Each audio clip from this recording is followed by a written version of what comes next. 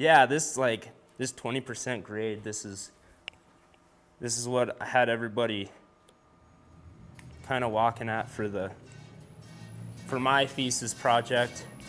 But it's pretty slow, but like once you get up to 17,000 feet, but yeah, we get that guy going and then maybe all hooked up to the hypoxico machine. But yeah, it goes up to like 30%. It'll go I think it'll go 20 miles an hour. That's the fastest I've been on it, but, well, not running, of course, it's just like controlling it, messing around with it, but yeah. Yeah, it's pretty cool. My name is Cole Campbell, 24 years old, born and grown up in Spring Creek, Nevada. Well, actually not born, I guess, but grew up in Spring Creek, Nevada. I did my undergraduate at the College of Idaho, and then, yeah, found myself here. And then from here you can control the simulated altitude, I guess? No, it's all on the altitude generator. Okay. Yeah, if you want to we can take a look at that if you want. It's just in this other room.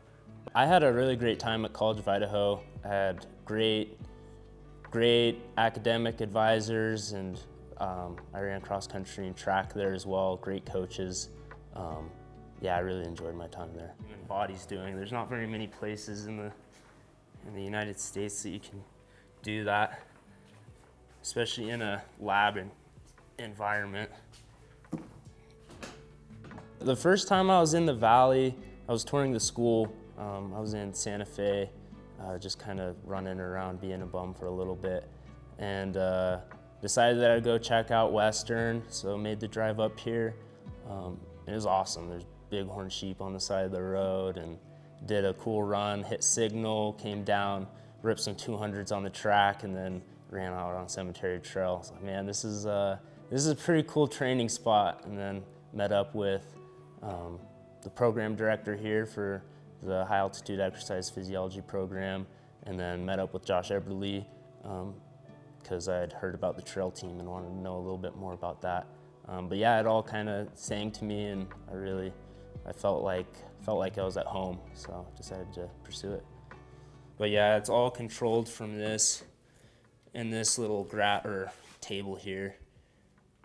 You can make the setting. So we were at about, I think we were set at 8.5. So then that's 10,000 feet higher than the altitude that you're at. So it's a great program. We're specializing in high altitude. I love high altitude. That's what I wanted to learn about. And we're at 7,700 feet. That's pretty tough to beat. Some of the highest facilities in the world, or in the country, highest indoor track, highest swimming pool. So it's really cool from an athletic point of view. You're getting all the altitude training and benefits and adaptations, but it's also a super cool opportunity that we're able to study some of the physiological responses with altitude. Yeah, I love my cohort. Yeah, I would do, if they hit me up and want help, like I want to be there if I can. And if I hit them up, they're going to be out here helping me. So I've developed a lot of really special relationships just working with some of my peers. Yeah, now graduation's right around the corner. We're all going to be off doing new things. So yeah, just kind of at the end of the chapter right now, and I'm just really grateful that I've had the opportunity to make some of those relationships. More slack, less slack? It's a nice little exercise physiology playground, if you will. We have 3 metabolic carts. We can collect metabolic data. We have a simulated altitude machine that I've used a good bit. We can go up to about 25,000 feet. So it's fun to play around with that.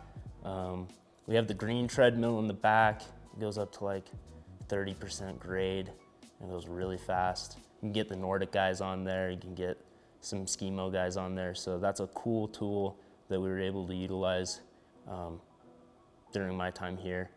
But yeah, it's everything that I would want. And I'll give you the go ahead.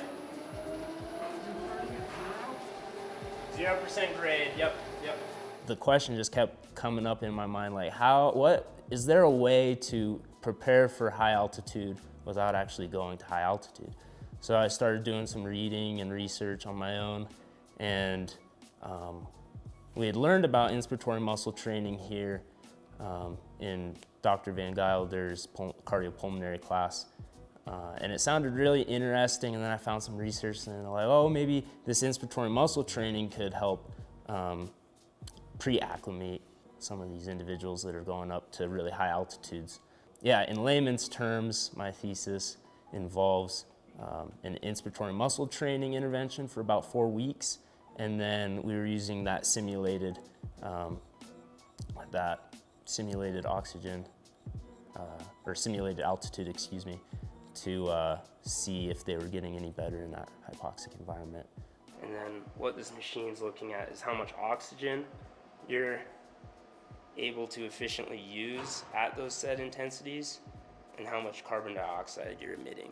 So, for example, when we're looking at these RER values, 1.0 would indicate that you're taking in just as much oxygen and breathing out just as much carbon dioxide. Yeah, so that machine's pretty cool. It restricts, or it makes more nitrogen molecules in the air that you're breathing, so it kind of dilutes the oxygen. So it's not necessarily the atmospheric changes that's causing that hypoxic environment. It's just a redistribution of the proportions of gas molecules that you're breathing. So it's a little bit different, and you have a little bit of a different physiological response as well. But it's an awesome tool, and for what we're using it for, or for what I'm using it for, it's been working pretty well, yeah.